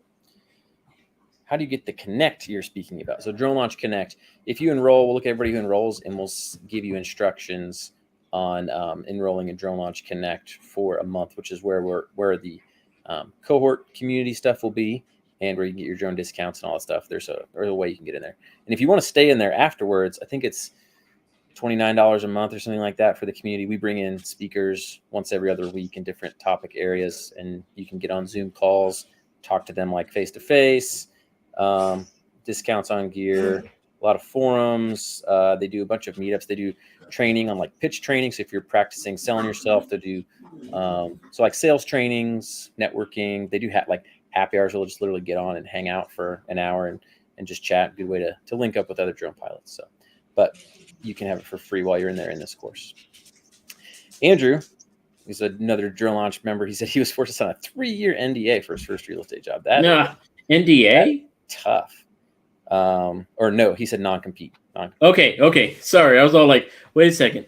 Who are you working for? Yeah. Like, I understand what NDAs are. Yeah. Like, what 3-letter agency are you working for, sir? You should probably be stuck in that. Any suggestions getting consistent results with your outsourcing team? Communication. So yes, there are a lot of overseas people who speak English is their second language or whatnot. Finding someone who can you build a working relationship with them and showing them a proper way of how you want your images to be and calling it out. Don't call out little things, but hey, be like, it's all about communication, man. I found a really good guy. Him and I, we talk about our families all the time now. We play video games together. We've been in business together for about 5 years now. So, Is that a U.S. person or overseas? Overseas. Okay, cool. Is the Canon Rebel T6 good? You can make it work. Okay. Do you do any paid ads? Nope. What are your thoughts on the A6400? I have one in my bag right now. It's good, bad? It's good. It's my backup if my A7S3 goes down. Okay. Is that another Sony camera? Correct. Okay. Cool. Why do all the 60 frames per second when all the regular consumer TVs and phones are 30 frames per second? 60 frames per second. You shoot it in 60 frames, but you export at 1080 at 24 frames per second. So it's more cinematic. It's a slower pace, smoother video. With you slowing it down allows your footage to extend, but at the same time, you're only taking 1 to 2 seconds out of that. So whenever I record a clip, I record 3 to 5 seconds. That turns into a 10 to 15 seconds, and we use the 1 to 2 seconds in there that looks the best and showcasing what we want to do. And so you're not exporting at 60 frames per second. You're slowing it down for 24 frame. Cool. Do you use circular polarizing filters? I do. What is that? So it's a polar. You know how your car, if you look at a car and there's a reflection of like the sky on there, Okay. or like the windshield. Uh-huh. If you take a circular polarizer and you rotate it, it polarizes that glare to where it removes it. So then you know how like sometimes you can see through a car windshield, and it really helps on the inside of houses because sometimes there's glare of the sun off of the ground or something like that. And sometimes you can delete that without having to use flash. Okay, cool. I didn't know that.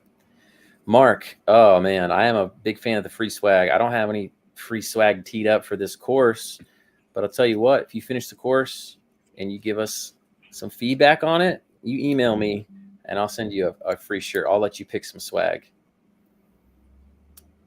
I promise you that. Say, David, you told me on the course, on the training that you would do this. I'll send it to you. Ken, do you shoot your photos as JPEG or RAW? RAW. RAW allows you to get more detail out of it and allows you to change it a lot more than what you could with JPEG. JPEG actually throws a filter, not really a filter, but edits it to the best that the camera thinks that it can be. And RAW allows you to adjust a lot more for like white balance and everything. So like, let's look at David's footage right now, his camera right now. You have his nice, properly lit face, right?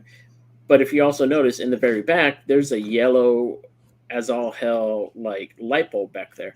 Whenever you deliver your images, you don't want different color tones in your lights. And so being able to edit that in RAW makes it a lot easier. Always go in RAW. Okay.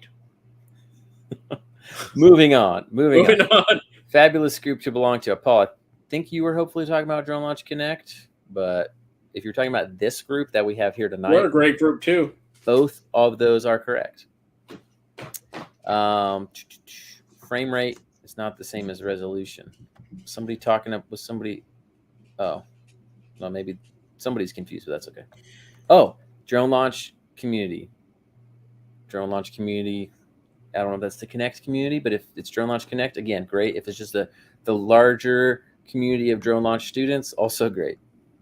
Thoughts on the T8i? People want your thoughts on all sorts of gear. It's good. I mean, it works. I mean, I think that's the newest version of the Canon entry level cameras. I mean, it can work. Yeah. Do I know exactly what it does? No. Because each new technology adds on technology each time. So yeah, sure. You're welcome, Nick. By the way, fun fact, the first Drone Launch Academy course we ever shot, which was the Part 107 prep course,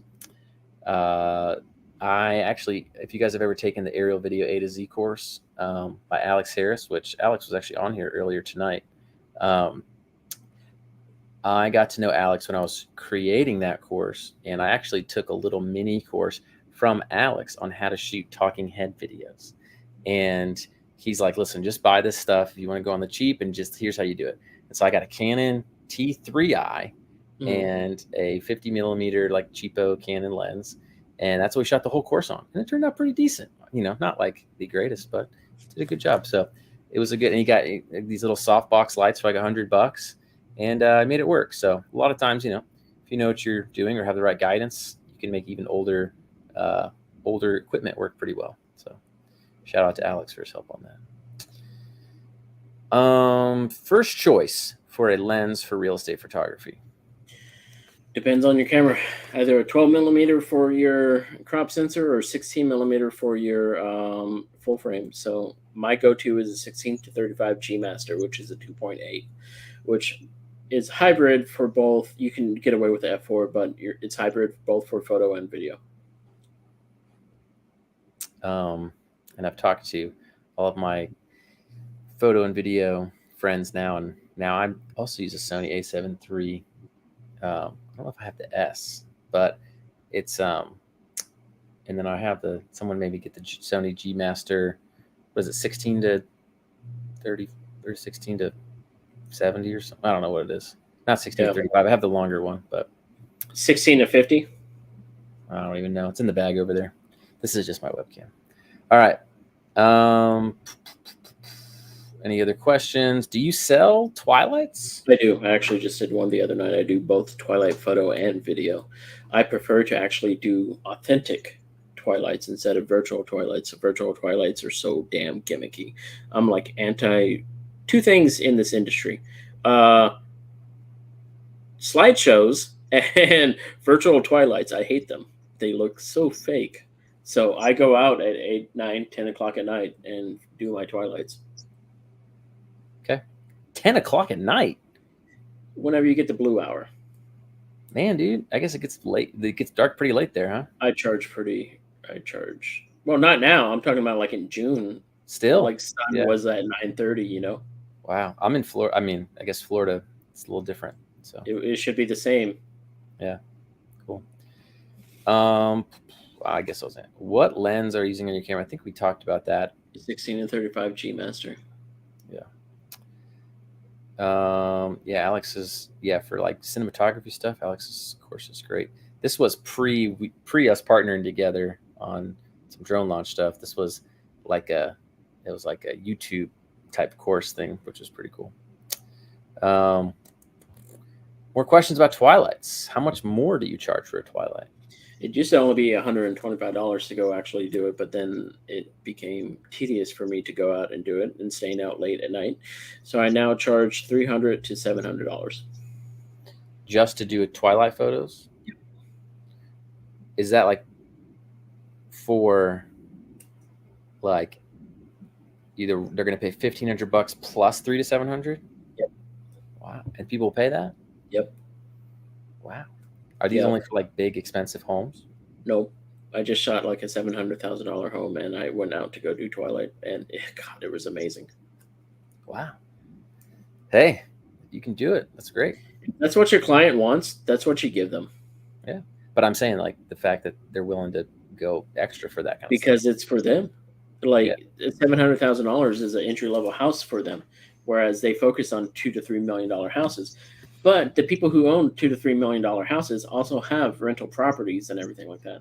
Yeah. So it's not all their their clients aren't all going to have multi-million-dollar houses the entire time. Yeah. All right. Awesome. Well, we've answered a lot of questions. Been on here almost 2 hours. Still have 109 of you hanging on here. If you have any more questions, feel free to fire them away. But I don't want to keep everybody up if you have better things to do with your evening. I still have daylight. Really? Yep. Do you shoot Twilight with a drone? I do. Sweet. The A7 or the Air 2S does great. You just got to take off the filter. The Mavic 3 is buttery smooth with Twilights, photo and video. If you're doing Twilight video, you want to do that first before you do photos because it doesn't let in as much light as your photos does. Yep. Cool. Benny, what questions do you have about the contest? We did announce a lot of it earlier. I don't know if you were a little bit late to the party, but basically we'll send out an email either later tonight or tomorrow with the replay link. And in that same email, we'll tell you how to enter the contest where you're going to submit any type of real estate photo that you've taken that you want potential feedback on. And then that will enter you to win a Mini 3 Pro drone that we're going to give away this week while we're talking about and launching the new real estate course. Oops. I appreciate all you guys hanging out with me. Yeah. Mark in East Texas isn't in the neighborhood for $2 to $3 million. Yeah, just depends on where Yes, Benny. Definitely true. And Ina. But see, your cost of living is a whole lot less than mine. And so that's what I got to tell people too. People can see my invoices and everything, but like this house, it's a 3-bedroom, 2-bath house, basic little rambler ranch, whatever you want to call it. I had to pay $500,000 for this. Whereas you put this in Texas, you're paying $125,000 for it. Yeah, And depends so on where in Texas. Yeah. it all depends on the percentage that you could bring in. I know of people who are making only $100,000, but in comparison to the cost of living and everything like that, they're making more money than me. Yeah, it's good to think about. Someone asked another question. So what about the lenses? An EFS 10 to 18 millimeter, 4.5 to 5.6, Canon EOS RP. Using the adapter, which makes the crop sensor, is that good for real estate photography? It could. So in photography, you're really going to keep it at f8. For videography is whenever you want to shoot it as wide open as you can in order to let in as much light, because videography doesn't let in as much light. But for photography itself, you're mainly shooting at f8 or f9. So those kit lenses could work. The only thing that it doesn't work with is how wide it can go. But if you're running an RP, I'm sure there's a cheaper camera out there with you. I mean, a cheaper lens that you can make work without the adapter. Cool. We got some more questions in here. Aaron, I think Audrey followed up with you. Yeah, we'll send out a replay link. But yeah, we've been at it about 2 hours. Thoughts on Canon Mark 5D? Are we talking about the original Mark D from like 15 years ago? It could work. Will it do that great? No, but you can make it work until you can buy yourself another one. Okay. You can make a T3i work. I missed one. Still normal color profile with the Mavic 3 for twilight. Correct. I don't have the ProRes one. Cool. All right. Got more. Sony A7. Yes. 4? Yes. 4? It's a 4 now. The A7 III was my work. The A7 III was my workhorse for the past 3.5 years. It is now. So Bailey, my second shooter, she now has it. Like I hand me down, and she's still using it to this day. So the 4 is even better. So yes. Sweet. Spanky's got the Mark 5D too, and it works fine, but it's a backup now. Yeah. Cool. All right. No problem, Aaron. You're welcome, John. You are welcome. What of you Marketing Solutions? I'm not sure of your actual name, but Mavic Air 2 should good enough quality for real estate. Yeah. Shane, you missed a little bit earlier probably, but that's what Dominic likes to use a lot of the time anyway. I use the Air 2S. Oh, S. I'm sorry, Air 2. Yeah. That's my mistake. But you can still use the Air. I mean, shoot, you can use a Mini. Yeah, Air 2 is good. I mean, I've used that for some good real estate shoots. I feel like the Air 2S is almost a good upgrade from it's on par with the Mavic 2 Pro. Besides the adjustable aperture, yeah. But even the Mavic 3 doesn't have adjustable aperture. All right, another gear question. A6000, Canon T5, and Nikon 5100. Any of those doable? You mentioned the A6000, right? Yeah. So all those are your entry-level cameras for Canon, Nikon, and Sony. Yes, they are definitely all doable. The only difference is T5 and then Nikon are both DSLRs, which is you have the mirror in front of it and everything. Whereas the A6000 is a mirrorless, which is a little bit better for low light, can shoot faster and everything like that too. Cool. Oh, hello. I'm guessing you pronounce that Tiago, but hello. I got a Mini 2, Sony's Evo Pro 2 6K. Very cool. Mark, pumped to have you in the course. Oh, they meant Canon 5D Mark IV. It can work. It's a little bit higher in megapixel. 24 megapixel is almost ideal for real estate, but like I say, it really doesn't matter. Whenever it comes down to it, it's file management, and that's that's one of your biggest headaches. I have over 120 terabytes of hard drive space now. Holy cow! Terabytes, not gigabytes. Terabytes. Yeah, that's a lot. Yeah.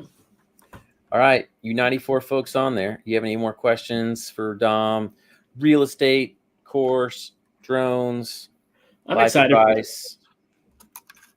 Dom gonna just be also good. got a Toyota Supra, so that's pretty cool. You can make it work for your business. I'm so sad right now. It's a weekend, and I don't. It's not a weekend. What is? Is today Monday? Monday. Yeah. Oh, we have another It's- real question. Would you recommend someone being a subcontractor for a real estate media company, like how you started, then going full time on your own? Talk to Bill about It all depends on yourself. Like, if you want something consistent and having them subcontract, yes. If you are not okay with, for like me, I don't know what's coming in the next 2 weeks. Like, we have no idea. I know work's coming, but do I know how much work? No. If you subcontract with a company, you'll have some consistent work of well-established business, I would hope. Um, Running your business is not for everyone, but it's very rewarding. So I agree. Virtual staging, do you do that? I do. I've been actually having a whole lot of it lately. Staging actually costs more than like actual real staging costs way more than my photos. Like agents pay $5,000 to $10,000 for staging, or they can come to me for 5 images and I can stage 5 rooms for them in an image Virtually. virtually. Yep. Yeah. Does that look pretty good? Yeah. That's cool. Do you charge extra for that, I'm assuming? Yeah, it's $40 an image or 5 for 125. Cool. It's a good little add-on, but lately they've been doing it a whole bunch lately. Nice. Cool. Gary, I've been hearing stuff about you from our Drone Launch Connect folks. You're famous over there. Uh-oh. Gary's like #1 Drone Launch Connect member. He's like Mr. Helpful. Yes. Oh, sorry to hear about that, Vince. Yeah, this is all replayable. We'll send out a link tomorrow. Do you convert your raw files to DNG when you import them to Lightroom? Not to Lightroom, so I operate through Adobe Bridge, and I do convert them into 10 megabytes or 10 megapixel DNGs. It really helps whenever I'm sending it out, Gotcha. so it's not taking all night. Cool. Any other questions for Dominic here? Oh yeah, Gary. Yeah, Dusty's always like, man, Gary's the man. Dusty's our community manager, Drone Launch Connect. He's a good dude. All right, y'all. I'm getting tired. If you got more questions, I'll stay, but I'm getting sleepy. All right, I think we'll wrap it up. We're officially 2 hours and 2 minutes in, but I forgot to mention that this deal we'll keep it open till Friday at midnight. So we'll have it open this week, and then we'll do another live call on Friday night where we do going through some real estate photos. Dom kind of giving his feedback and thoughts on them. What's good, what's bad, or what could be improved. We'll announce the winner of the Mavic 3 drone. Mavic 3, I'm losing it. Mini 3 Pro drone. Let's send them the link again. The link is on the screen right here. https://t.ly Real Estate Media Pro Live. That'll bring you to this screen here where you can sign up for $150 off. Tell me why I just noticed your H is being carried away by a drone, or is it a drone? No, it's supposed to be like the H is like has a propeller on it and it's flying off. I just noticed that. I love it. When we were getting the logo designed, I didn't want to mess with the word drone because I figured every other drone company would try to do they'd try to make the O like the aperture lens or something. Yeah. So I wanted them to mess with the word launch. And so they came up with, so I thought it was pretty good. Yeah, not the Mavic 3. This is a $700 giveaway, not a multiple $1,000 giveaway this time. Yeah, so the link is here, or if you need it, it'll be coming out in emails too. But yeah, thank you everyone. Really appreciate everybody being here. Oh, here's another legit question. We'll cover starting a real estate business. This course is mainly focused on the shooting. So how to shoot video, how to shoot photos, how to do the 3D stuff, how to kind of produce the product. And then we are going to add the bonus videos on how Dominic kind of approaches getting clients, what he did on Instagram to land clients, things like that.